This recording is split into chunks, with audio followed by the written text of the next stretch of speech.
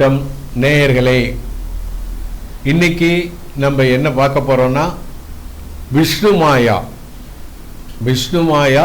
சாத்தான் அருள்வாக்கு. விஷ்ணுமாயா சாத்தான் அருள்வாக்கு நம்ம தான் சொல்லிட்டு இருக்கோம். இது எப்படி சொல்றோம் அப்படிங்கிறத படிப்படியா நான் சொல்லிட்டு வரேன். புரியுதா? முதல்ல என்னன்னா, இந்த ஞானிகள் இவங்கெல்லாம் யாருடைய அவதாரம்னா முருகனுடைய அவதாரம்.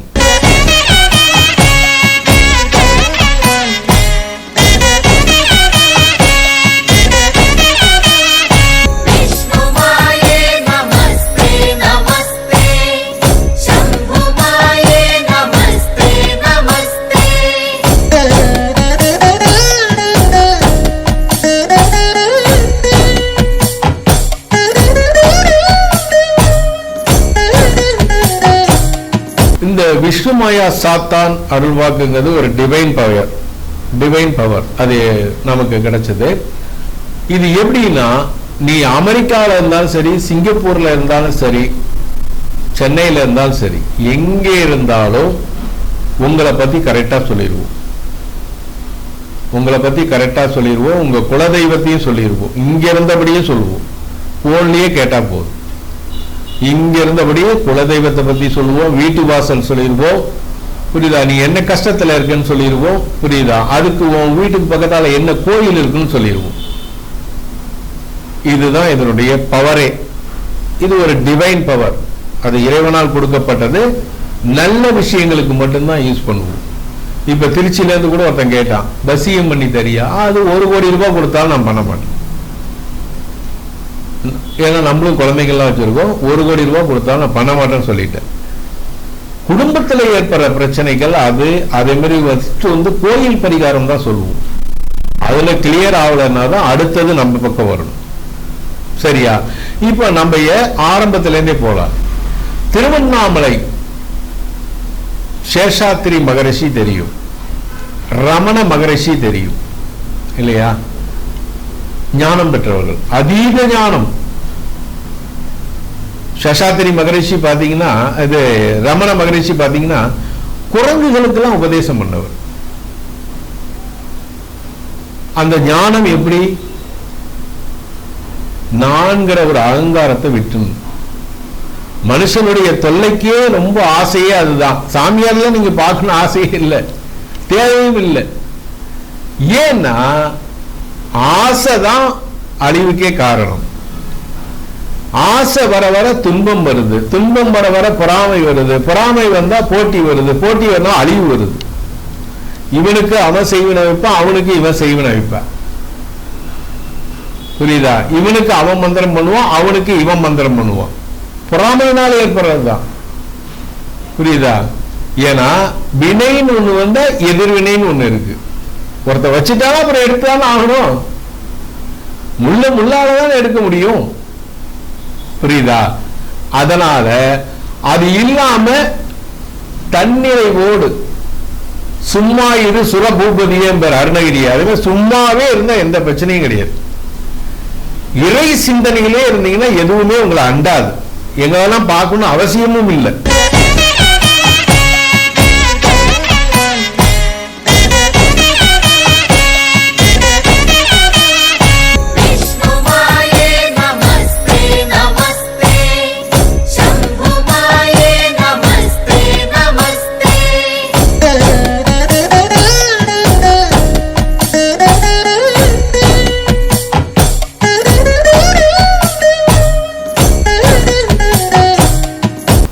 சிந்தனையிலே இருந்தீங்கன்னா வேலை நேரம் போ, மற்ற நேரம் இறை சிந்தனை. ராமகிருஷ்ண பரமஹம்சர் சொல்லுவார், அந்த காலத்தெல்லாம் வந்து விளக்கு தானே.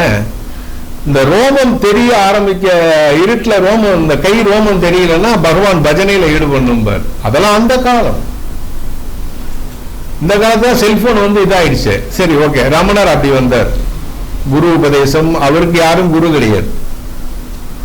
அவரு சொல்லுவார், எனக்கு யாரும் குரு கிடையாது, நானும் யாருக்கும் குரு கிடையாது. ரமணர் சொன்னது. புரியுதா? அப்போ குரங்கு உபதேசம், பாம்பு வந்தா அதே மாதிரி பாம்புக்குலாம் சொல்லியிருக்கேன். ஏன் இந்த பக்கம் வரீங்க, ஒன்னு அடிக்கலாம், அப்படி கட்டுப்பட்டு போயிருக்குது. இறைஞானம் இறை ஞானத்தை நல்ல வழியில பயன்படுத்தணும். கடவுள் கொடுப்பார், புரியுதா? இப்ப முருகப்பெருமானே ஒரு அறிவு கொடுத்திருக்கார், இங்க இருந்து எல்லாம் எனக்கு தெரியுது எல்லாம் சொல்றேன்னா அதை நல்ல வழியில பயன்படுத்தணும். காசுக்கும் விற்க கூடாது. ஞானத்தால வந்ததை காசுக்கு விற்க கூடாது. நீ ஏதோ பூஜை புனஸ்காரம் பண்றதுக்கு ஏதோ வரும்படி வாங்கிக்கலாம், புரியுதா? அதை விட்டுட்டு அப்படி இப்படி எல்லாம் பண்ணக்கூடாது. மற்றவங்க எல்லாம் பண்றாங்க, அது பண்ணக்கூடாது, தப்பு. அது சேஷாத்திரி சாமியெல்லாம் பாருங்க, அந்த காலத்துல திருவண்ணாமலையில வாழ்க்கிறப்போ தெருவில் போயிட்டே இருப்பாராம், பைத்தியம் மாரி. இதுக்கும் அதுக்கும் அதுக்கும் இதுக்கும் இறைஞானம் வந்து அப்படிதான் இருக்கும். என்ன பேசுறோம் என்ன சொல்றோம் எதுவும் தெரியாது. சில நேரம் குளிப்பான், சில நேரம் குளிக்க மாட்டான், எல்லாம் உட்பட சொல்றேன். அதாவது சாப்பாடு வர வரைக்கும் தான் ஒரே சண்டையா இருக்கும், கிராமரம் பேசிட்டு இருப்பான். சாப்பாடு வந்தா வாய்க்கும் கைக்கும் வேலையா இருக்கும், அமைதியாயிருவான். அதான் இறைவன். இறைவன் குடிகொண்டுட்டானா எதுவுமே தெரியாது, நல்லது கெட்டது எதுவுமே தெரியாது. மக்களுடைய நல்வாழ்வுல மட்டும் நல்ல குறிக்கோள் இருக்கும்,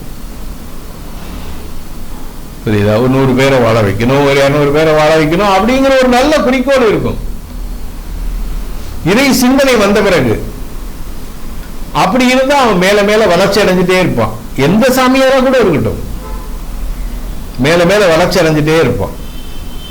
இறை ஞானம் வந்த பிறகு அதை காசுக்கு வித்தா அடுகேட ஆயிடுவான், இருந்த இடம் தெரியாம போயிருவான், புரியுதா? இருந்த இடம் தெரியாம போயிருவான். அது லட்சத்துல ஒருத்தன் கோடியில ஒருத்தனுக்கு அது மாதிரி ஆற்றல் கிடைக்குது. கிடைக்கும் போது அதை நல்ல விதத்துல யூஸ் பண்ணிக்கணும்.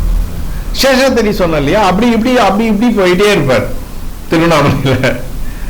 எந்த கடைக்குள்ள போவாரோ அந்த கடையில போய் நாணயத்தெல்லாம் அப்படியே வரிசைக்கு அடுக்கி வச்சு டமக்குன்னு சின்ன குழந்தை மாதிரி தட்டி விட்டுருவார். அன்னைக்கு நல்ல வியாபாரம், என்னைக்கு இல்லாத வியாபாரம் அவன் கடையில் அன்னைக்கு நடக்கும். இன்னொரு கடைக்கு போவாரு, நெய் டப்பாவை ஓபன் பண்ணி நெய் டின்ன ஓபன் பண்ணி தண்ணி தெளிக்கிற மாதிரி தெளிப்பார். அவனுக்கு அன்னைக்கு அவ்வளவு வியாபாரம். திருப்புகழ் சாமியை கொண்டு வந்தது சேஷாத்திரி. திருப்புகழ் சாமியை கொண்டு வந்தது சேஷாத்திரி. ரமணர்கிட்ட போயிருக்காரு, உனக்குள்ளவன் கீழே இருக்கான் போனா இவர் ஒரு எருமாடை கட்டி பிடிச்சிக்கிட்டு குளத்துல அப்படியே இருக்காரு. இன்னும் ரமணர் சொன்னாரு, திருப்புகழ் சாமி பாக்குறாரு, ரமணர் சொன்னாரு இவன் எருமாடை கட்டிட்டு இருக்காரு, இவர் என்ன பண்ண போறாரு அப்படின்னு கொம்புல கட்டிட்டு உட்கார்ந்து இருக்காரு. அப்புறம் இவர் பார்த்தோன்னே வந்தார். வந்தவொடனே உபதேசம் பண்ணிட்டார், குரு உபதேசம் பண்ணிட்டாரு. இன்னைக்கும் திருத்தணியில பாத்தீங்கன்னா திருப்புகழ் சாமி படிக்கட்டுக்கு படிக்கட்டு திருப்புகழ் இருக்கும். அருணகிரியோட திருப்புகழ், அப்புறம் கிருபானந்த வாரியார் பண்ணார். அருணகிரியோட திருப்புகழ், அதுக்கப்புறம் கிருபானந்த வாரியார் பண்ணார், புரியுதா? அப்போ இறைவன் எந்த ரூபத்திலையும் ஏதோ எங்கும் நிறைந்திருக்கான். தப்பு பண்ணா கண்டிப்பா தெரியும். அதை இன்னைய அரசியல்வாதிகள் நிறைய உணரணும், கெட்டவங்க நிறைய அதை உணரணும். எல்லா இடத்திலையும் நீக்குமறை நிறைந்திருக்கான். இறைவன் வந்து இல்லாத இடமே கிடையாது, புரியுதா? சொல்லும் செயலும் வாக்கும் ஒன்னா இருக்கணும், இருந்தா கரெக்டா இருக்கும். அது குடும்பமா இருந்தாலும் கம்பெனியா இருந்தாலும் எல்லா இடத்துலயும் அது கரெக்டா இருக்கும். சரி, அப்புறம் வந்து அதே வந்து கீதையிலையும் சொல்லியிருக்காரு. யாரு? ராமபிரான். அதர்மத்தை அழிக்க சின்ன அதர்மமாவது பண்ணிதான் ஆகணும். நல்லா புரிஞ்சுங்க, அதர்மத்தை அழிக்க ஒரு சின்ன அதர்மமாவது பண்ணிதான் அதை அழிக்க முடியும், இல்லைன்னா பண்ண முடியாது. எதுக்கு நான் சொல்றேன்னா, ஊழ்வினை காரணமா உனக்கு ஏதாவது பண்ணிட்டானா அதை திருப்பி வந்து அழிச்சுதான் ஆகணும், புரியுதா?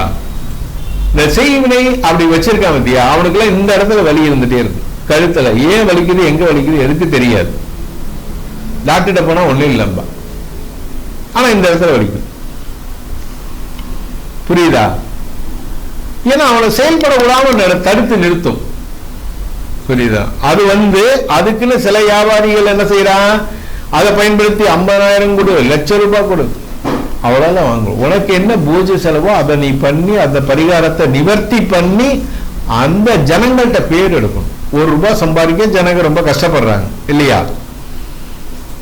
கண்டிப்பா அது இந்த கலிகாலத்துல அவனை நிவர்த்தி பண்றதா நம்மளுடைய வேலை, அதை தான் நம்ம செய்யணும். குறைஞ்ச இதுல என்ன உனக்கு தீபாராதனைக்கு என்ன வேணும் சொல்லி வேணும், அது எல்லாத்துக்கும் சேர்த்து நீ அதுக்கு வேணா பணம் வாங்கிக்கலாம். பூஜை பண்றியா 45 நாள், அது பண்ணினா பெரிய லெவலுக்கு போகலாம். சேஷாத்ரி. அடுத்தது பாத்தீங்கன்னா அபிராமி பட்டர் கேள்விப்பட்டிருப்பீங்க. பௌர்ணமி அபிராமி பட்டர் கேள்விப்பட்டிருப்பீங்க. அபிராமி பட்டருடைய மறுபிறவிதான் திரைலிங்க சுவாமிகள். காசியில் இருந்தார். ராமகிருஷ்ண பரமஹம்சரே பார்த்து ஆச்சரியப்பட்டுட்டார். திரைலிங்க சுவாமி உள்ள இல்லடா, சிவன் இங்கதான் இருக்கார். சிவபெருமான் உள்ள இல்ல, இங்கதான் இருக்கார். பரமஹம்சராலே போட்டப்பட்டார் திரைலிங்க சாமி. அந்த திரைலிங்க சாமியுடைய சொச்ச பிறப்பு தான் சேஷாத்திரி சாமி. எப்படி பாருங்க, ஞானிகளுக்குள்ள எப்படி எல்லாம் ரவுண்டிங் வந்துட்டே இருக்கு பாருங்க. சொச்ச பிறப்பு 41 வயசு தான் இருந்தார் சேஷாத்திரி. பைத்தியம் மாரியே இருப்பார். ஏன் தெரியுமா? ஞானிகள் பைத்தியம் மாரி இருக்கிறதுக்கு ஒரே காரணம், மக்கள் சூழ்ந்துப்பாங்க. மக்கள் சூழ்ந்துட்டா அப்புறம் அந்த இறை ஞானம் இதுலயே தான் இருக்க முடியும். புரியுதா? பெரியவர், ரொம்ப ஒரு காஞ்சி பெரியவர், ஒரு பெரிய ஆள்கிட்ட பேசிட்டு இருக்கார். ஒருத்தன் அங்கேருந்து வரா, சாமி என் அம்பாசடர் காரு மலை திருப்பதி மலைக்கு போகும்போது அடிக்கடி நின்று போகுது சாமி, என்ன எங்க நடக்குது, என்ன பேசிட்டு இருக்காங்க, காஞ்சி மகான் பேசுற இடத்துல. அப்போ பெரியவர் சொல்லிருக்காரு, காஞ்சி நல்ல மெக்கானிக்கா இருந்தா ஒண்ணு போய் பாரு. இல்ல சாமி நீங்க சொல்லுங்க, அப்பதான் எனக்கு கரெக்டா இருக்கும். சரி இன்னைக்கு போ சரியாயிருன்ட்டார். அதே மாதிரி போயிடுச்சுன்னு வச்சுங்க. ஏன்னா இவங்க ஒரு சின்ன இதுக்கு கூட கேட்பாங்க. இப்ப நம்ம லைன்ல பாக்குறோம்ல, புரியுதா? அம்மா அப்பா தாத்தா சித்தப்பா எல்லாத்துக்கும் விளவாரியா கேட்கிறாங்க, கேட்டுட்டே இருக்காங்க. நாங்களும் சொல்லிக்கிட்டு இருக்கோம். அதுக்கப்புறம் சொல்லியாச்சு, ரத்த பந்தம் உள்ள உறவுகள் மட்டும்தான் பேசணும். புரியுதா? இறைஞானம் கிடைச்சதுன்னா எல்லாத்துக்கும் சொல்லணும். குடும்பத்துக்கு நம்ம சொல்றோம் ஒரே ரத்த பந்தத்துல, அப்புறம் இன்னொருத்தர் கேட்கணும், இன்னொருத்தர் கேட்கணும். புரியுதா? அதெல்லாம் ஏன்னா உங்களை மாதிரி இன்னும் 10 பேர் 20 பேர் அவங்க லைன்ல பேசிட்டே இருப்பாங்க. அவங்களுக்கு பதில் சொல்லணும். இல்ல உங்க ஒருத்தருக்கே அருள்வாக்கு சொல்லிக்கிட்டா இருந்தா என்ன பண்ண முடியும்? புரியுதா? அதனால நீங்க கேட்கிறவங்க எதா இருந்தாலும் ஒரே ஆளு கேட்டீங்கன்னா உங்க வீடு வாசல் குலதெய்வம் எல்லாம் இங்க இருந்தபடியே சொல்லிடுவோம். ஞானத்திலே எல்லாத்தையும் சொல்லிடுவோம். எந்த மாற்றமும் கிடையாது.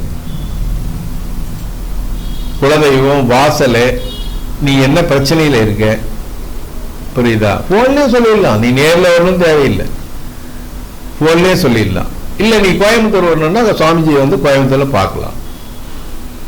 ரொம்ப அதீத பிரச்சனை இருக்கு சாமி, நான் உங்களை நேர்ல தான் பார்க்கணும், வா, ஒன்னும் பிரச்சனை இல்லை, கிளியர் பண்ணிக்கலாம். தீர்க்க முடியாது இந்த உலகத்துல எதுவுமே கிடையாது. எல்லாத்தையும் தீர்த்து வைக்கலாம். ஆனா இறை சிந்தனை உனக்கு இருக்கணும். புரியுதா? ஜாதி மதம் அதெல்லாம் தேவையில்லை, எல்லாம் ஒண்ணுதான், ஒரே ஆன்மாக்கள் தான். சாமி நான் எனக்கே கேட்கிறாங்க, நான் முஸ்லீம் கேட்கலாமான்னு கேளு, சொல்றேன், சொன்னேன். புரியுதா? அதுக்கு இதுக்கு சம்பந்தமே கிடையாது. உன் பேரை சொன்னா கணக்கு வந்துடும். கணக்கு வந்தா அது கரெக்ட், அவ்வளவுதான். என்னென்ன பண்ற, என்ன பிரச்சனை, என்ன இதுல இருக்க, எத்தனை வருஷமா பிரச்சனைகள் இருக்க, இவ்வளவு ப்ராப்ளத்துல இருக்க, கடன்ல இருக்க, எல்லாத்தையும் சொல்லிடலாம். எந்த பிசுறு வராது. புரியுதா? அதுக்காக காணிக்கை வந்து நாங்க கம்மியா தான் வாங்குறோம். 1000 கொடு, 2000 கொடு, 5000 வாங்கறது வெறும் 300 ரூபா வாங்க. சில பேருக்கு அரை மணி நேரமா ஆகும், 20 நிமிஷமா ஆகும். புரியுதா? 300 ரூபாய். அதுக்கே வந்து ஒரு நாள் விட்டுலாம் கால் பண்றாங்க. அந்த 300 அவங்களால முடியல. புரியுதா? ஒரு நாள் விட்டு கால் பண்றாங்க. சில கொஞ்சம் செல்வந்தர்கள் உடனே போட்டு உடனே கேட்டு எல்லாம் தெரிஞ்சுக்கிறாங்க. தெரிஞ்சுக்கிறது இல்லை, இன்னும் 4 பேருக்கு நம்பர் கொடுக்குறாங்க. புரியுதா? இது வந்து எங்களுக்கு 10 வருஷமா வந்தது. இப்பதான் அதனுடைய பவர் வந்து ஃபுல்லா வந்து யூஸ் பண்ண ஆரம்பிச்சிருக்கும். ஏன்னா அதெல்லாம் அப்பெல்லாம் வேண்டாம், இதுல போனா அடுத்தவன் கர்ம வினையை வாங்கிக்கணுங்கிற ஒரு பயம், அதனால உள்ள வரல. நான் அடுத்தவன் கர்ம வினையை நம்ம வாங்கணும், அதனால உள்ள வரல. சரி, ஓகே. இப்போ நம்ம குறைஞ்ச லெவல்ல ஜனங்களுக்கு பண்ணிட்டே இருக்கலாம். நம்மளால முடிஞ்ச வரைக்கும் பண்ணலாம். புரியுதா? அதுலயும் சில பேர் அழுகுறாங்க, அவங்களுக்கு ஃப்ரீயாவும் பார்த்துருக்கேன், முடியல அப்படின்னு சொல்லி அழுகு பார்த்துருக்கேன். புரியுதா? அவரு கொடுத்தது அவர் கொடுத்தது தானே அது ஞானம். இப்ப ஜனங்க கஷ்டப்படும் போது என்ன பண்ண முடியும்? சோ தமிழ்நாடு பூரா நல்ல ஆதரவு கொடுத்துட்டே இருக்காங்க, எல்லாருக்கும் எல்லா இடத்தையும் சொல்லிட்டு இருக்கோம். சில பேர் சாமி நேர்ல வா, நேர்ல வந்து பாரு. புரியுதா? ராமகிருஷ்ணா ஹாஸ்பிட்டல் பக்கத்தால தான் இருக்கு, நேர்ல வான்னு சொல்லிட்டேன். நேர்ல வரவங்க நேர்ல வரலாம். இல்ல சாமி எனக்கு அவ்வளவு தூரம் வர முடியாது, சிவகாசியில இருந்து பேசுறாங்க, புதுக்கோட்டையில இருந்து பேசுறாங்க, பட்டுக்கோட்டையில இருந்து பேசுறாங்க, நிறைய எல்லாருக்கும் சொல்லிட்டே தான் இருக்கும். அதுலயும் ஒரு குசுமார் கேட்கிறார், இல்லைங்க என் பேர்லயே சரவணன் 4 பேர், அது கிடையாதுயா, நீ சொல்லிட்டீங்கன்னா உன்னுடைய கணக்கு எனக்கு வந்துடும்.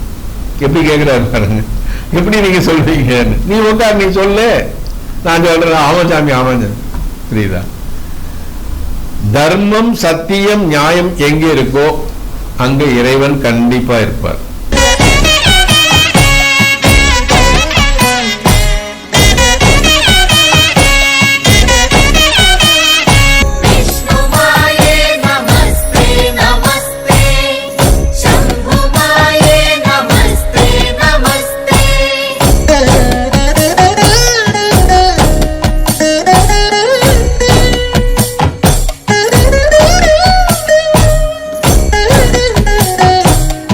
தர்மம், சத்தியம், நியாயம் எங்க இருக்கோ அங்க இறைவன் கண்டிப்பா இருப்பார். முன்ன ஒரு பேச்சு பின்ன ஒரு பேச்சு இருக்கக்கூடாது. இறை சிந்தனையில இருக்கிறவனுக்கு முன்ன ஒரு பேச்சு பின்ன ஒரு பேச்சு இருக்கக்கூடாது. சொன்னா சொன்னபடி நடக்கணும். இத்தனை நாள்ல உன் காரியம் முடியும்னா முடிஞ்சே ஆகணும். முடியலன்னா அந்த தொழில் அவன் பண்ணக்கூடாது.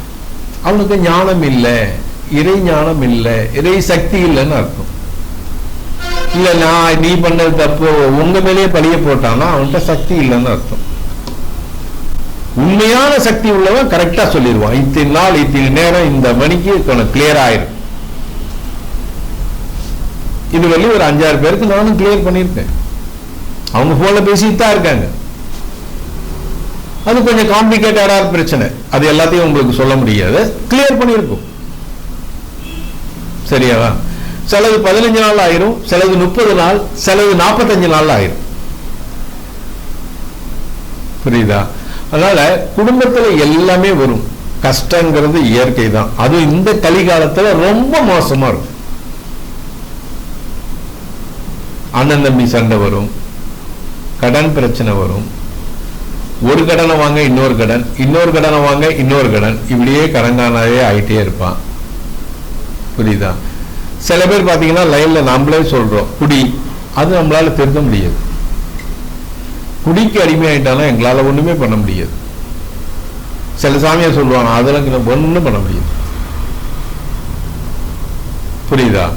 அது அவனே பார்த்து திருந்தாதான். திருடனாய் பார்த்து திருந்தாவிட்டால் திருட்டை ஒழிக்க முடியாது என்பது எம்ஜிஆர். அதே மாதிரி அவங்களே பார்த்து குடிகார மட்டைகள் அவங்களே பார்த்து திருந்தினாதான், இல்லைன்னா அதை திருத்தத்துக்கு வாய்ப்பு இல்லை. அதனால எப்போதுமே சாமியார்கள் அந்த எம்ஜிஆர் சொன்ன மாதிரி இதுல சிவாஜி ஒரு பாட்டுல சொல்வார், உண்மையை சொல்லி நன்மையை செய்தால் உலகம் உன்னிடம் மயங்கும். உண்மையை மட்டும்தான் பேசணும். இந்த பிரச்சனை இருக்கு, இந்த ப்ராப்ளம் இருக்கு, எல்லாத்தையும் கரெக்டா உண்மையை மட்டும் சொல்லணும். நமக்கு வருது வராம போகுது அதை பத்தி நமக்கு பிரச்சனை இல்லை. அவனுக்கு இருக்கிற பிரச்சனை உண்மையை நம்ம பேசணும். ஐயோ பணம் கொடுத்துறானே அவனுக்கு சப்போ, அப்படியெல்லாம் பேசவே கூடாது. ஒன்னால கிளியர் பண்ண முடிஞ்சா அந்த ப்ராஜெக்ட் எடுக்கணும், முடியலன்னா விட்டுறணும்.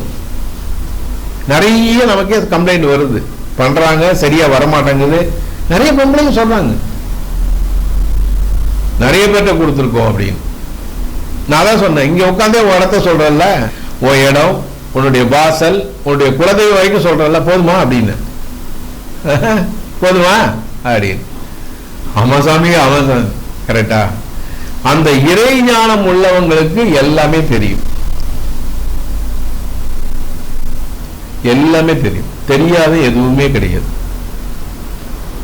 கணவன் கூட இருக்கான், மனைவி கூட இருக்கான், அடுத்து என்ன எல்லாம் தெரியும். என்னென்ன தப்பு பண்றா எல்லாமே தெரியும். கேட்டா சொல்லுவோம். ஆனா அவன் மேல நடவடிக்கை இருக்கு, தப்பான நடவடிக்கை இருக்குன்னு சொல்லிடுவோம். 1 தப்பு 2 தப்பு 3 தப்பு இருக்குன்னு சொல்லிடுவோம். புரியுதா?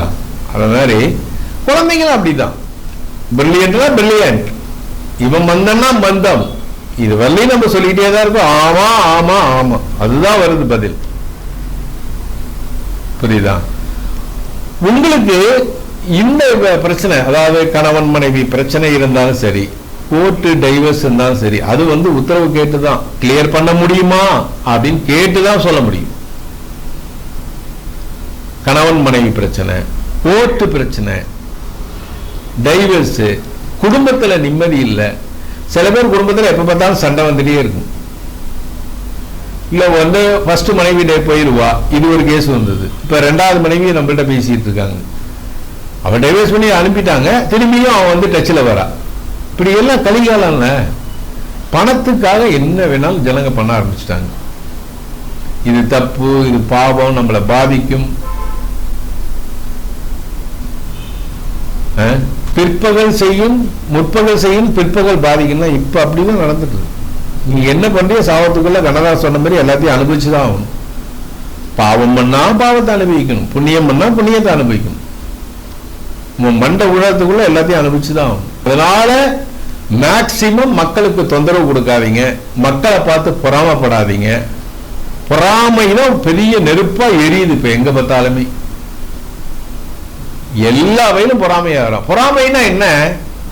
இப்ப நான் இருக்கேன், சுவாமி மாரி இருக்கணும்னு நினைக்கிறது பொறாமை இல்லை. சுவாமி எப்படி ஆயிட்டான், அவன மாரி நான் ஆகணும் அப்படின்னு நினைக்கிறது பொறாமை இல்லை. ஐயோ எப்படி இருந்தானே இவன் இப்படி ஆயிட்டேன், அதான் பொறாமை. அவன மாரி ஆகணும்னு சொல்றது பொறாமை இல்லை. ஐயோ இவன் சாதாரணமா இருந்தா எப்படி ஆயிட்டான், அது பொறாமை. பொறாமை வந்தா ஒன்னையும் அழிக்கும், குடும்பத்தையும் அழிக்கும், வீட்டையும் அழிக்கும், எல்லாத்தையும் அழிக்கும். சுத்தமா காலி. எனக்கு தெரிஞ்சு நான் பார்த்ததுல 99% பொறாமை தான் எல்லாத்துக்கும் இருக்கு. அதை முதல்ல விட்டு தொலைங்க. மனசை லைட் வெயிட்டா வச்சுங்க. ஆசை ரொம்ப படாதீங்க. ஆசைப்பட்டீங்கன்னா தான் அழிவுக்கே காரணம். ஆசை ஓரளவு இருக்கலாம், பேராசை இருக்கக்கூடாது. பேராசைப்பட்டீங்கன்னா எல்லா துன்பமும் கேட்காம உள்ள வந்துடும். அமைதியா இருந்தீங்கன்னா எந்த ஆபத்தும் கிடையாது. தேவையானதுக்கு பேசுங்க, தேவையானதுக்கு இது பண்ணுங்க. ஏன்னா உங்கள்கிட்டயே பேசி இப்பயே நீங்க அரசியலே பார்க்கலாம். என்ன என்ன நடக்குதுன்னே தெரியல. இங்கே இருந்து அங்க போறான், அங்கே இருந்து இங்க வரான், முதுகுல குத்திட்டான், பின்னாடி குத்திட்டான், அங்க குத்திட்டாங்க. பணம் படுத்துற பாடு எல்லா வயலையும். பணம் படுத்துற பாடு. அதான் சொன்னால, பதவி போனா பாதி போச்சு, மனைவி போனா எல்லாம் போச்சு. என்ன, பதவி போனா பாதி போச்சு வாழ்க்கையில, மனைவி போனா எல்லாம் போச்சு. அதான் பதவி சுகத்தை விட முடியல எவனாலையும். என்னைக்காவது மண்ணுக்கு தாண்டா போகணும்.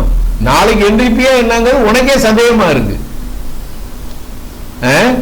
நைட்டு படுத்து நாளைக்கு எந்திரிப்பியா உனக்கே சந்தேகம். என்ன அந்த கண்டிஷன்ல வச்சிருக்காரு சுவாமி நம்மள. என்ன காலைல மூச்சு விட்டாதான் நீ இருக்கன்னு அர்த்தம். இன்னும் பாத்தீங்கன்னா 10 லட்சம் கோடி அது எங்கடா கொண்டு போக போறீங்க? புரியுதா? லஞ்சம் லஞ்சம் லஞ்சம் அப்படியே குடும்பத்தையே பாதிக்கும். அந்த லஞ்சம் எங்கள்கிட்ட வந்தாலும் அது சரி பண்ணவும் முடியாது. மக்களுடைய வயிற்றுச்சல் ஒன்றும் பண்ண முடியாது. இந்த குவாரி இதெல்லாம் வித்துட்டு இருக்கான் பாருங்க, அவன் குடும்பம் தான் கொஞ்சம் கஷ்டம்தான். கல் வியாபாரம் நோண்டி நோண்டி நோண்டி பூமி இது பண்றது எல்லாருக்கும் கஷ்டம் நிலைமை தான் வரும். பணம் கோடிக்கணக்கில் வரும், நிம்மதிங்கிறது துணி கூட இருக்காது. ஒண்ணு இவன் நிம்மதி இருப்பான், இல்லைன்னா சென்ட்ரல் கவர்மெண்ட் சூசத்தம் கேட்கணும், எப்ப வேணும் தூக்கமே இல்லாம இருப்பான். ராத்திரில கூட சூசத்தம் கேட்கும். இன்கம் டேக்ஸ் கட கட கடன்னு வந்துடுவான். ஒரே வீட்டுல எல்லாத்தையும் வாங்கிட்டு போயிடுவான். சம்பாதிக்கிறதுல 60% தியானம் பண்ணும், 40% தான், 20% சேவிங், 20% குடும்பம், 20% அனாதை இல்லம், 20% கோயில், இன்னொரு 20% மற்றதுக்கு புண்ணிய காரிகை. புரியுதா? ரொம்ப முக்கியம். தப்புன்னு சொல்லவில்லை. அதாவது கோயில் எல்லாம் பலி பீடம் ஒண்ணு வச்சிருப்பான். நிறைய பேர் சொல்லியிருப்பாங்க பலி பீடம் ஒண்ணு வச்சிருக்கான். ஆணவத்தை பலியிடுறதுக்கு முட்டாபையில என்ன பண்ணிட்டான், ஆடு கோழி எல்லாத்தையும் பலியிடுறான். பாவம், அதெல்லாம் பழகுனா நம்மளால உயிரா இருக்கும். புரியுதா? அன்பா இருக்கும். தப்புன்னு நான் சொல்லவில்லை, அது ஆரம்பத்திலிருந்தே பழக்கத்துல வந்துருச்சு. கொஞ்சம் கொஞ்சமா காலப்போக்கில் குறைச்சிங்க, கொஞ்சம் கொஞ்சமா குறைச்சி. நாளை பியூர் வெஜிடேரியன், சின்ன வயசுல இருந்து இன்னை வரைக்கும் பியூர் வெஜிடேரியன். கொஞ்சம் கொஞ்சமா குறைச்சிங்க. அதெல்லாம் குறைச்சிக்கிட்டீங்கன்னா உடம்புக்கும் நல்லது, எல்லாத்துக்கும் நல்லது. புரியுதா? ஏன்னா அதனாலதான் அருட்பெரும் ஜோதி தனிப்பெரும் கருணை. எங்கே நிறுத்தார் தெரியுமா வள்ளலார்? கேழில் பரஞ்சோதி கேழில் பரங்கருணை. திருவாசகத்திலிருந்து எடுத்தார். அருட்பெரும் ஜோதி தனிப்பெரும் கருணை. அதான் பார்த்தாரு. இவங்க எல்லாம் திருத்த ரொம்ப கஷ்டப்படுறானேன்னு இரும்பு எல்லாம் கொஞ்சம் நெட்டு இதெல்லாம் கொண்டு வந்து கொடுத்தான். தங்கமா மாத்தி கொடுத்தாரு. பச்சளையை புழிஞ்சு, பச்சளை மேல புழிஞ்ச உடனே தங்கமா மாறிச்சு. ஏழைங்களுக்கு ஒருத்தன் குடத்தையே தூக்கிட்டு வந்தாங்க. வள்ளலார்ட்ட குடத்தையே தூங்க, சுவாமி தங்கமா மாத்துங்கன்ட்டான். அதுல இருந்து அதை விட்டுட்டார். அதான் சொன்னார், கடை விரித்தேன் கொள்வார் இல்லை கட்டி கொண்டேன். அவர் ஞானத்தை விதைக்க வந்தவர். இல்லைன்னா ஒரு வாடிய பயிரை கட்டி பிடிச்சு அழுவானா மனுஷன்? வாடிய பயிரை கட்டி பிடிச்சு அழுவானா? வாடிய போயெல்லாம் வாடினான் வள்ளலார். இறைஞானம் பெற்றப்ப எப்படி தெரியுமா? முருகன் நேர காட்சி அளிச்சார். திரும்பி அழுகுறார் வள்ளலார். ஓன்னு, என்னையா இது வரைக்கும் நான் வல்லன்னு அழுத, நான் தான் வந்துட்டேனே, ரோமெல்லாம் இனிக்குது, உடம்பெல்லாம் இனிக்குது, எல்லாம் சொல்றியே, ஏன் திரும்பி அழு? யான் பெற்ற ஞானம் இந்த உலகத்தில் இருக்க மக்கள் பெறணும்னு. அதையேதான் ராமானுஜர், திருச்சி ராமானுஜர், ஸ்ரீரங்கம், அவரும் அதான் சொன்னார். ஞானிகள் அப்படி வாழ்ந்திருக்காங்க.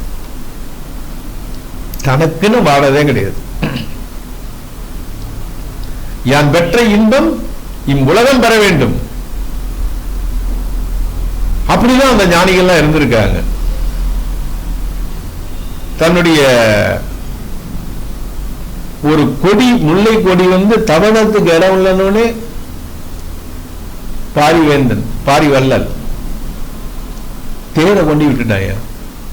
எப்படி இலகிய மனசு பாருங்க. அரசன் கொடி தவணத்துக்கு பக்கத்தால இடம் இல்லையே, நான் அப்படியே தேரை நிறுத்திட்டு அப்படியே போயிட்டான். அப்படியெல்லாம் வாழ்ந்திருக்காங்க ஜனங்கள். அப்ப ஞானிகள் இருந்திருக்காங்க, இந்த மாதிரி சித்தர்கள் இருந்திருக்காங்க, கரெக்டா கைடு பண்ணியிருக்காங்க, எல்லாமே சொல்லியிருக்காங்க. புரியுதா? இறை ஞானம்னா அவ்வளவுதான். பேரை சொன்னா டக்கு டக்கு டக்குன்னு அவளை பத்தி சொல்லணும். நம்ம அப்படிதான் இறை ஞானம், கடவுள்கிட்ட நம்ம வரம் வாங்கணும், வரம் பெறணும், அப்பதான் சொல்லணும் இவங்களுக்கு.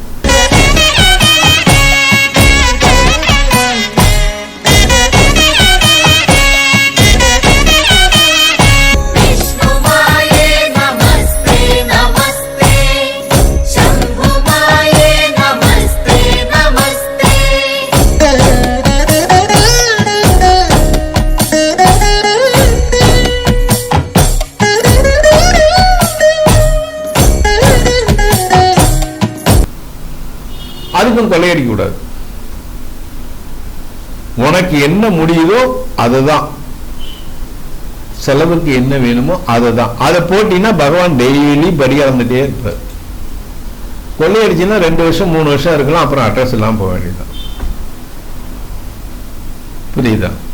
அதனால உங்களுக்கு பிரச்சனைகள் ஏதாவது இருந்ததுன்னா மட்டும் நீங்க கால் பண்ணா போதும். கீழே இருக்க நம்பருக்கு ப்ராப்ளங்கள் இருந்தா, இல்லைன்னா நீங்க கால் பண்ணவே தேவையில்லை. எல்லாமே சரிசமமா இருக்கு, சமமா வாழ்ந்துட்டு இருக்கோம் அப்படின்னா கால் பண்ணவே தேவையில்லை. புரியுதா? சில வியாதிகள் கியூர் பண்ண முடியும்னு இருந்ததுன்னா அதையும் நம்ம சொல்லுவோம். முடியாதுன்னா முடியாதுதான். புரியுதா? இந்த நேரம் இந்த நிமிஷம்னா முடிஞ்சதுதான், முடிஞ்சதுதான். அதையும் சொல்லியிருக்கோம். என்ன? சோ இதெல்லாம் காலத்தின் கட்டாயம், கணிப்பு, எவை எப்பப்ப மானுங்கிறது பகவான் கொடுக்கிற இறையருள். 10 வருஷமாச்சு அந்த ஞானம் ஆனா இல்லையே. ஏன்? சோறு கிடைச்சது, துணி கிடைச்சது, சாப்பாடு கிடைக்குது, அதனால அது பக்கம் வரல. புரியுதா? இப்பயும் ஏன் வரும்? இதெல்லாம் கொஞ்சம் இதா இருக்கிறதுனால சரி நம்ம பெற்ற ஞானத்தை எல்லாருக்கும் சொல்லலாம் அப்படின்னு தான் இப்ப இந்த லைனுக்கு வந்திருக்கோம். இதை சிறப்பாக்கி கொடுக்கிறது நீங்க மட்டும்தான். மக்களாகிய நீங்கள் தான் தெய்வங்கள். எங்களுக்கு தெய்வங்களே மக்கள் தான். புரியுதா? அவங்களுடைய குறைகளை தீக்கதான் நம்ம இருக்கிறோம். உண்மையை மட்டும்தான் பேசுவோம், சத்தியத்தை மட்டும்தான் பேசுவோம், தர்மத்தை மட்டும்தான் பேசுவோம். பொய் பித்தலாட்டங்கிறது இருக்கக்கூடாது. பொய் பித்தலாட்டம் இருந்தா இறை ஞானம் உன்னை விட்டு போய்விடும். எந்த சாமியாருக்கு பொய் பித்தலாட்டம் இருந்தால் இறைஞானம் போயிடும். அதே மாதிரி குடும்பத்தில் இருக்கிறவன் ஆம்பளை பொம்பளை பொய்யா சொல்றான். சில பேர் பொய்யா சொன்னா லட்சுமி கடாட்சமே இருக்காது. பொய்யிலே பிறந்து பொய்யிலே வளருவான். காலையில இருந்து வெறும் பொய்யா சொல்றாங்க. நிறைய பேர் பார்த்திருக்கு. அவங்க லட்சுமி கடாட்சமே இல்லை, தரித்திரியம் தான், ஒண்ணுமே இருக்காது. கடைசியில கோமணம் கட்டிட்டு போக வேண்டியதான் திருவண்ணாமலைக்கு. வெறும் பொய்யா சொன்னானா சீட்டிங், ஏமாத்துறது. இதோ வந்துட்டேன், இதோ தந்துடுறேன், அடுத்த நாள் வந்துடும், ஒரு வாரத்தில் தந்துடுறேன், தரவே மாட்டான். 3 வருஷம் ஆகும். சொல்லி 3 வருஷம் ஆகும், பணமே தர மாட்டான். என்ன? அதனால பூரா பொய் தான். அந்த கஷ்டத்துக்கு பணம் கொடுத்தானே அவனுக்கு உதவி பண்ணுமே, திருப்பி எண்ணமே இருக்காது. நாளைக்கு கொடுத்துறேங்க, அடுத்த வாரம் ஒரு செக் வருது. ஐயா, இப்போ நான் அருள்வாக்கு பார்த்ததுல ஒரு பொம்பளை மதுரையிலேருந்து கூப்பிட்டு பேசுறா. நான் சொல்றேன், இத மாதிரி நிம்மதி இல்லாம இருக்க, இத மாதிரி இருக்க, இத மாதிரி இருக்குன்னு சொல்றேன். அப்ப நான் கேட்கிறேன், ஆமாங்க பணம் கொஞ்சம் இழந்துட்டேன். எனக்கு கணக்குல வருது 6 லட்சம் ரூபாய். ஒரு ஜோசியத்தை கொடுத்துருக்கா. 6 லட்சம் ரூபாய் ஒரு ஜோசியத்தை கொடுத்துருக்கா. அவனை பத்தி சொல்லிட்டேன், பக்கா ஃப்ராடு, பணமே வர. அப்புறம் திருப்பி சொல்ற 10 லட்சம் ரூபாய் கொடுத்துட்டேன் சாமிங்கிற. ₹1 வராது,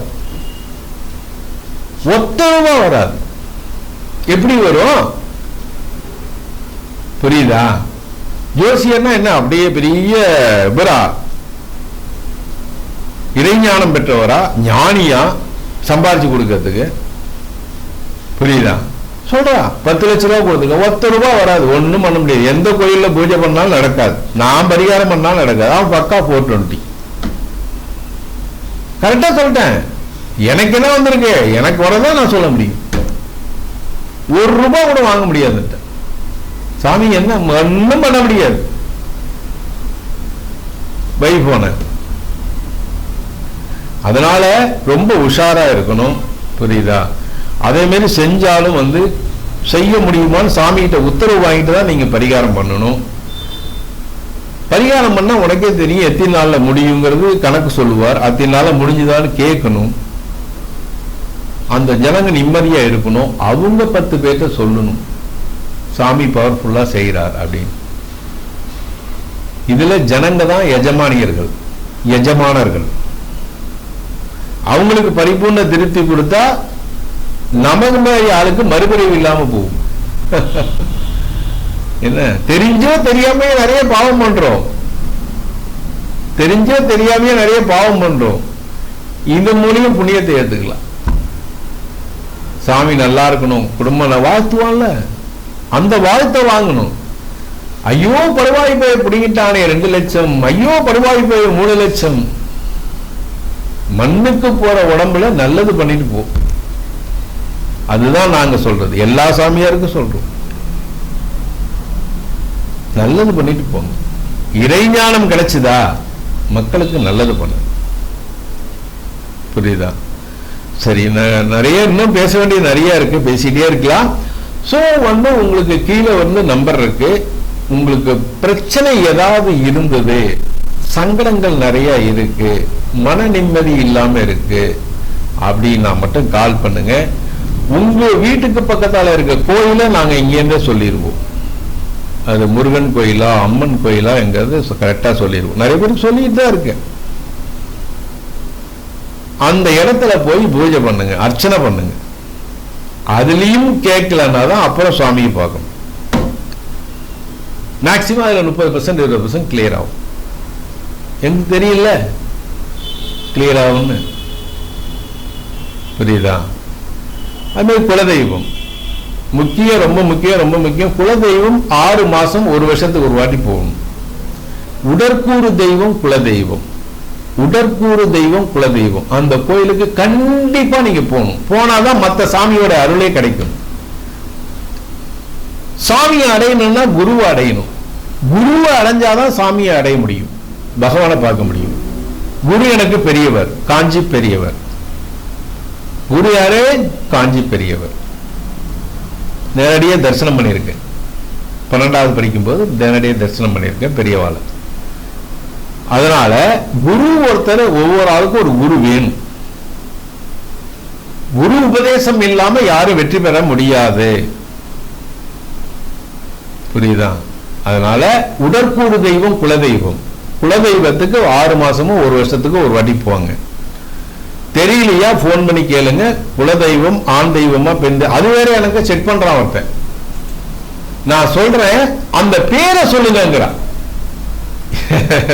இவருக்கு எல்லாமே தெரியுது, பேரை சொல்லுங்க சாமி. குலதெய்வத்துல நிறைய இருக்கு, ஆண் தெய்வம் தான் நான் சொல்ல முடியும். புரியுதா? ஐயனார் இருக்காரு, கருப்பு சாமி இருக்காரு, இப்படி நிறைய தெய்வங்கள் இருக்கு. இவன் தெரிஞ்சுக்கிட்டே என்கிட்ட கேட்கிறான். அப்பதான் சொன்ன, ஒண்ணு நீ தெரிஞ்சுக்கிட்டே என்ன ஆராய்ச்சி பண்ணாதன்னு. என்ன என்ன ஆராய்ச்சி எல்லாம் பண்ணக்கூடாது நீ. புரியுதா? சொல்லிட்டல்ல இத்தனை கிலோமீட்டர்ல இருக்குன்னு, அது என்ன சாமின்னு சொல்லுங்க அப்படின்னு. அப்புறம் கொஞ்சம் வேகமா பேசணும். போன சரி சாமி நான் பாத்துக்கிறேன், உனக்கு தெரியலையா என்ன சாமின்னு. அப்புறம் பெண் தெய்வம், பெண் தெய்வத்தில் நிறைய இருக்கு, மாரியாயி காளியாயி இப்படி நிறைய இருக்கு. அது பூர்வீகத்துல சொல்லணும், தாத்தாக்கள் வாழ்ந்த இடத்துல சொல்லணும். நீ இப்போ திருச்சியில இருப்போ, சென்னையில இருப்ப, அப்பெல்லாம் அது தெரியாது. அவங்க வாழ்ந்த இடத்துல இருந்து 1/2 கிலோமீட்டரோ 3/4 கிலோமீட்டரோ 1 கிலோமீட்டரோ அதுக்குள்ள சிலதுதான் 7 மைல் 6 மைல் தூரத்துல இருக்கு, ஒரு 10 கிலோமீட்டருக்குள்ள இருக்கு. ஏன்னா முன்னோர்களுக்கு முன்னோர்கள் அங்க வாழ்ந்திருக்கலாம், அதனால அதை குலதெய்வமா வச்சிருப்பாங்க. சரி நேயர்களே, நிறைய அப்படியே பேசிட்டே போலாம். உங்களுக்கு என்ன ஒரு சந்தேகம் இருந்தாலும் போன்லயே நீங்க கேட்கலாம், வரணும்னு அவசியம் இல்லை. அது சிங்கப்பூர்ல இருந்தாலும் சரி, மலேசியால இருந்தாலும் சரி, அமெரிக்காவில் இருந்தாலும் சரி, எல்லாத்தையும் நாங்க சொல்லிடுவோம்.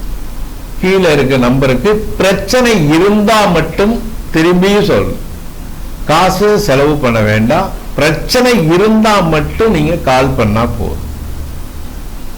உடனடியான தீர்வு உங்களுக்கு கண்டிப்பா கிடைக்கும், அதுல எந்த மாற்றமும் இல்லை.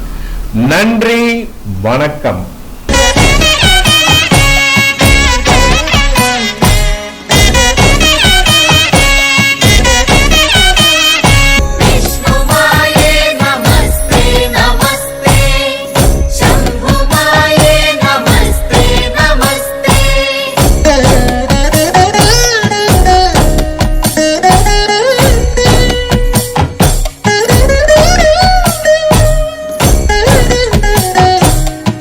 வணக்கம் நேயர்களே, இன்னைக்கு நம்ம என்ன பார்க்க போறோம்னா விஷ்ணுமாயா.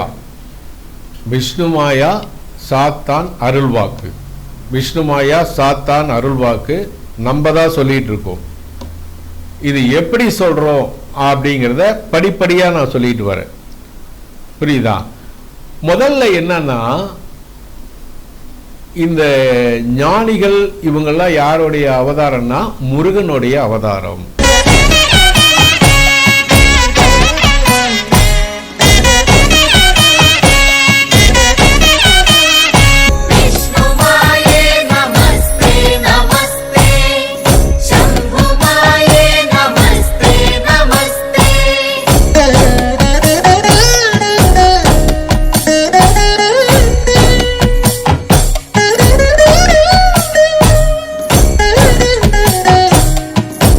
விஷ்ணுமாயா சாத்தான் அருள்வாக்குங்கிறது ஒரு டிவைன் பவர், அது நமக்கு கிடைச்சது. இது எப்படின்னா, நீ அமெரிக்காவில் இருந்தாலும் சரி, சிங்கப்பூர்ல இருந்தாலும் சரி, சென்னையில இருந்தாலும் சரி, எங்கே இருந்தாலும் உங்களை பத்தி கரெக்டா சொல்லிடுவோம். உங்களை பத்தி கரெக்டா சொல்லிடுவோம், உங்க குலதெய்வத்தையும் சொல்லிடுவோம், இங்க இருந்தபடியே சொல்லுவோம். போன்லயே கேட்டா போதும். இங்க இருந்தபடியே குலதெய்வத்தை பத்தி சொல்லுவோம், வீட்டு வாசல் சொல்லிடுவோம். புரியுதா? நீ என்ன கஷ்டத்துல இருக்குன்னு சொல்லிடுவோம். புரியுதா? அதுக்கு உன் வீட்டுக்கு பக்கத்தால என்ன கோயில் இருக்குன்னு சொல்லிடுவோம். இதுதான் இதனுடைய பவரே. இது ஒரு டிவைன் பவர். அது இறைவனால் கொடுக்கப்பட்டது. நல்ல விஷயங்களுக்கு மட்டும்தான் யூஸ் பண்ணுவோம். இப்ப திருச்சியில இருந்து கூட ஒருத்தன் கேட்டான், பசியம் பண்ணி தரியா? அது 1 கோடி ரூபாய் கொடுத்தாலும் நான் பண்ண மாட்டேன். ஏன்னா நம்மளும் குழந்தைகள்லாம் வச்சிருக்கோம். 1 கோடி ரூபாய் கொடுத்தாலும் நான் பண்ண மாட்டேன்னு சொல்லிட்டேன். குடும்பத்தில் ஏற்படுற பிரச்சனைகள் அதே மாதிரி வந்து கோயில் பரிகாரம் தான் சொல்லுவோம். அதுல கிளியர் ஆகலன்னா தான் அடுத்தது நம்ம பக்கம் வரணும். சரியா? இப்ப நம்ம ஆரம்பத்திலேருந்தே போலாம். திருவண்ணாமலை சேஷாத்திரி மகரிஷி தெரியும், ரமண மகரிஷி தெரியும் இல்லையா? ஞானம் பெற்றவர்கள், அதீத ஞானம். சேஷாத்திரி மகரிஷி பாத்தீங்கன்னா, இது ரமண மகரிஷி பாத்தீங்கன்னா குரங்குகளுக்கெல்லாம் உபதேசம் பண்ணவர். அந்த ஞானம் எப்படி? நான்கிற ஒரு அகங்காரத்தை விட்டு, மனுஷனுடைய தொல்லைக்கே ரொம்ப ஆசையே அதுதான். சாமியார்ல நீங்க பார்க்கணும் ஆசையே இல்லை, தேவையும் இல்லை. ஏன்னா ஆசைதான் அழிவுக்கே காரணம்.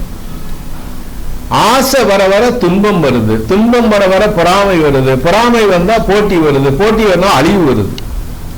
இவனுக்கு அவன் செய்வன வைப்பான், அவனுக்கு இவன் செய்வன வைப்பான்.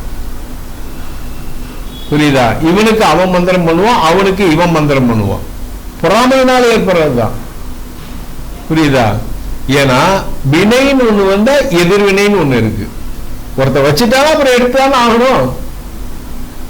முள்ளாலதான் எடுக்க முடியும். புரியுதா? அதனால அது இல்லாம தன்னிறைவோடு சும்மா இரு சுரபூபதியே அருணகிரி. அதுவே சும்மாவே இருந்தா எந்த பிரச்சனையும் கிடையாது. இறை சிந்தனையிலே இருந்தீங்கன்னா எதுவுமே உங்களை அண்டாது. எங்களெல்லாம் பார்க்கணும் அவசியமும் இல்லை.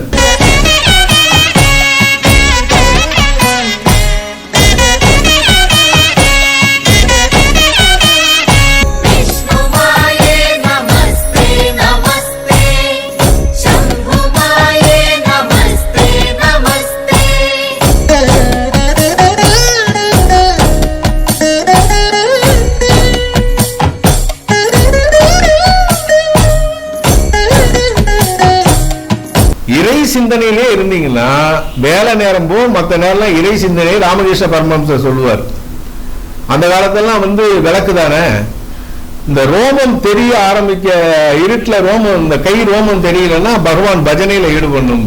அதெல்லாம் அந்த காலம். இந்த காலத்துல செல்போன் வந்து இதாயிடுச்சு. சரி, ஓகே. ரமணர் அப்படி வந்தார், குரு உபதேசம். அவருக்கு யாரும் குரு கிடையாது. அவரு சொல்லுவார், எனக்கு யாரும் குரு கிடையாது, நானும் யாருக்கும் குரு கிடையாது. ரமணர் சொன்னது. புரியுதா? அப்போ குரங்கு உபதேசம். பாம்பு வந்தா அதே மாதிரி பாம்புக்குலாம் சொல்லியிருக்க, ஏன் இந்த பக்கம் வரீங்க, ஒன்னு அடிக்கலாம், அப்படி கட்டுப்பட்டு போயிருக்குது. இறைஞானம், இறைஞானத்தை நல்ல வழியில பயன்படுத்தணும். கடவுள் கொடுப்பார். புரியுதா? இப்ப முருகப்பெருமானே ஒரு அறிவு கொடுத்திருக்கார், இங்க இருந்து எல்லாம் எனக்கு தெரியுது, எல்லாம் சொல்றேன்னா அதை நல்ல வழியில பயன்படுத்தணும். காசுக்கும் விற்க கூடாது. ஞானத்தால வந்ததை காசுக்கு விற்க கூடாது. நீ ஏதோ பூஜை புனஸ்காரம் பண்றதுக்கு ஏதோ வரும்படி வாங்கிக்கலாம். புரியுதா? அதை விட்டுட்டு அப்படி இப்படி எல்லாம் பண்ணக்கூடாது. மற்றவங்க எல்லாம் பண்றாங்க, அது பண்ணக்கூடாது, தப்பு. அது சேஷாத்திரி சாமியெல்லாம் பாருங்க, அந்த காலத்துல திருவண்ணாமலையில வாழ்க்கிறப்போ தெருவில் போயிட்டே இருப்பாராம், பைத்தியம் மாரி. இதுக்கும் அதுக்கும் அதுக்கு இதுக்கும் இறைஞானம் வந்து அப்படிதான் இருக்கும். என்ன பேசுறோம், என்ன சொல்றோம், எதுவும் தெரியாது. சில நேரம் குளிப்பான், சில நேரம் குளிக்க மாட்டான், எல்லாம் உட்பட சொல்றேன். அதாவது சாப்பாடு வர வரைக்கும் தான் ஒரே சண்டையா இருக்கும், கிராமரம் பேசிட்டு இருப்பான். சாப்பாடு வந்தா வாய்க்கும் கைக்கும் வேலையா இருக்கும், அமைதியாயிருவான். அதான் இறைவன். இறைவன் குடிகொண்டுட்டானா எதுவுமே தெரியாது, நல்லது கெட்டது எதுவுமே தெரியாது. மக்களுடைய நல்வாழ்வுல மட்டும் நல்ல குறிக்கோள் இருக்கும்.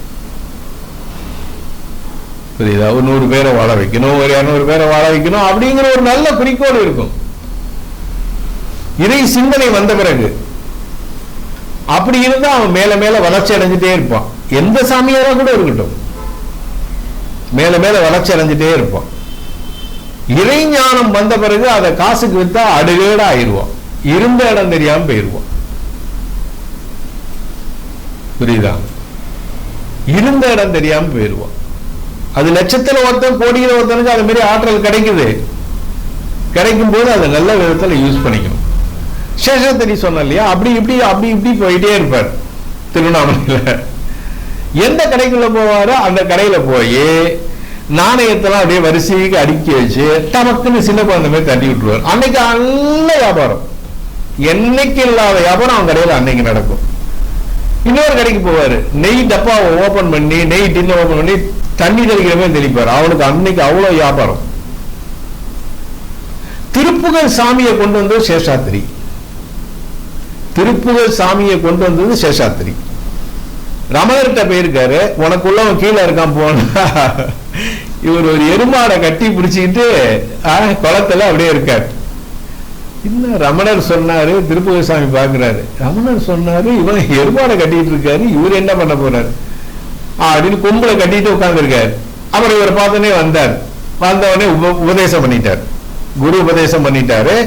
இன்னைக்கும் திருத்தணியில பாத்தீங்கன்னா திருப்புகழ் சாமி படிக்கட்டுக்கு படிக்கட்டு திருப்புகழ் இருக்கும். அருணகிரியோட திருப்புகழ், அப்புறம் கிருபானந்த வாரியார் பண்ணார். அருணகிரியோட திருப்புகழ், அதுக்கப்புறம் கிருபானந்த வாரியார் பண்ணார். புரியுதா? அப்போ இறைவன் எந்த ரூபத்திலையும் ஏதோ எங்கும் நிறைந்திருக்கான். தப்பு பண்ணா கண்டிப்பா தெரியும். அதை இன்னைய அரசியல்வாதிகள் நிறைய உணரணும், கெட்டவங்க நிறைய அதை உணரணும். எல்லா இடத்திலையும் நீக்குமர நிறைந்திருக்கான். இறைவன் இல்லாத இடமே கிடையாது. புரியுதா? சொல்லும் செயலும் வாக்கும் ஒன்னா இருக்கணும், இருந்தா கரெக்டா இருக்கும். அது குடும்பமா இருந்தாலும் கம்பெனியா இருந்தாலும் எல்லா இடத்துலயும் அது கரெக்டா இருக்கும். சரி, அப்புறம் அதே கீதையிலேயும் சொல்லியிருக்காரு. யாரு? ராமபிரான். அதர்மத்தை அழிக்க சின்ன அதர்மமாவது பண்ணிதான் ஆகணும். நல்லா புரிஞ்சுங்க. அதர்மத்தை அழிக்க ஒரு சின்ன அதர்மமாவது பண்ணிதான் அதை அழிக்க முடியும், இல்லைன்னா பண்ண முடியாது. எதுக்கு நான் சொல்றேன்னா, ஊழ்வினை காரணமா உனக்கு ஏதாவது பண்ணிட்டானா அதை திருப்பி அழிச்சுதான் ஆகணும். புரியுதா? இந்த செய்வினை அப்படி வச்சிருக்கான் பத்தியா, அவனுக்கு எல்லாம் இந்த இடத்துல வலி இருந்துட்டே இருக்கு. கழுத்துல ஏன் வலிக்குது, எங்க வலிக்குது எதுக்கு தெரியாது. டாக்டர்கிட்ட போனா ஒண்ணும் இல்லம்பா, ஆனா இந்த இடத்துல வலிக்குது. புரியுதா? ஏன்னா அவனை செயல்பட விடாம தடுத்து நிறுத்தும். புரியுதா? அது அதுக்குன்னு சில வியாபாரிகள் என்ன செய்யறான், அதை பயன்படுத்தி 50,000 கொடு, ₹1,00,000 கொடு, அவ்வளவுதான் வாங்குவோம். உனக்கு என்ன பூஜை செலவோ அதை நீ பண்ணி அந்த பரிகாரத்தை நிவர்த்தி பண்ணி அந்த ஜனங்கள்கிட்ட பேர் எடுக்கணும். ₹1 சம்பாதிக்க ஜனங்க ரொம்ப கஷ்டப்படுறாங்க இல்லையா? கண்டிப்பா அது இந்த கலிகாலத்துல அவனை நிவர்த்தி பண்றதா நம்மளுடைய வேலை. அதை தான் நம்ம செய்யணும்.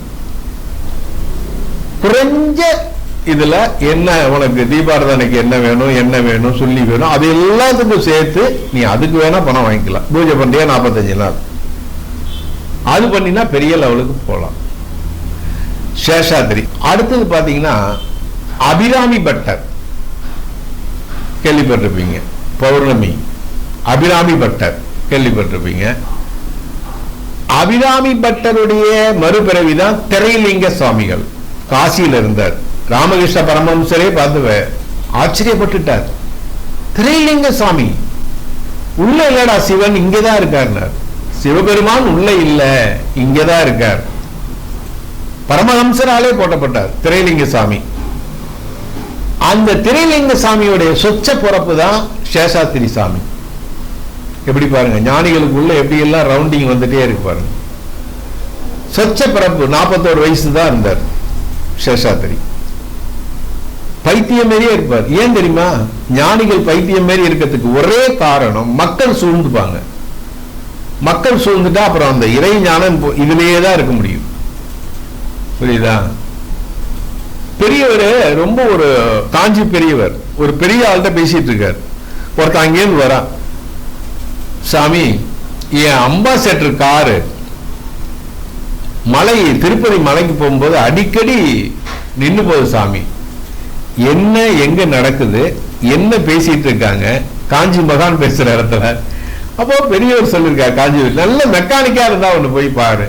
இல்ல சாமி நீங்க சொல்லுங்க, அப்பதான் எனக்கு கரெக்டா இருக்கும். சரி இன்னைக்கு போ சரியாயிருன்ட்டார்.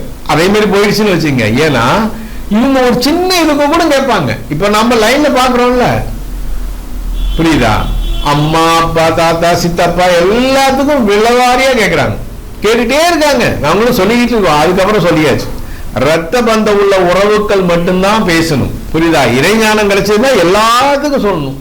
குடும்பத்துக்கு நம்ம சொல்றோம்.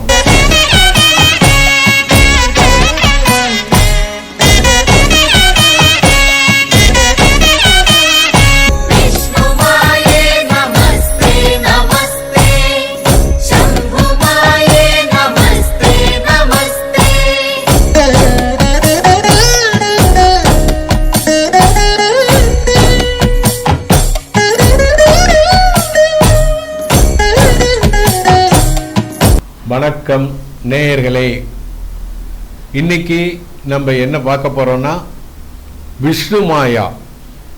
விஷ்ணுமாயா சாத்தான் அருள்வாக்கு.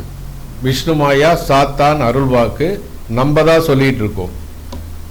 இது எப்படி சொல்றோம் அப்படிங்கிறத படிப்படியா நான் சொல்லிட்டு வரேன். புரியுதா? முதல்ல என்னன்னா, இந்த ஞானிகள் இவங்கெல்லாம் யாருடைய அவதாரம்னா முருகனுடைய அவதாரம்.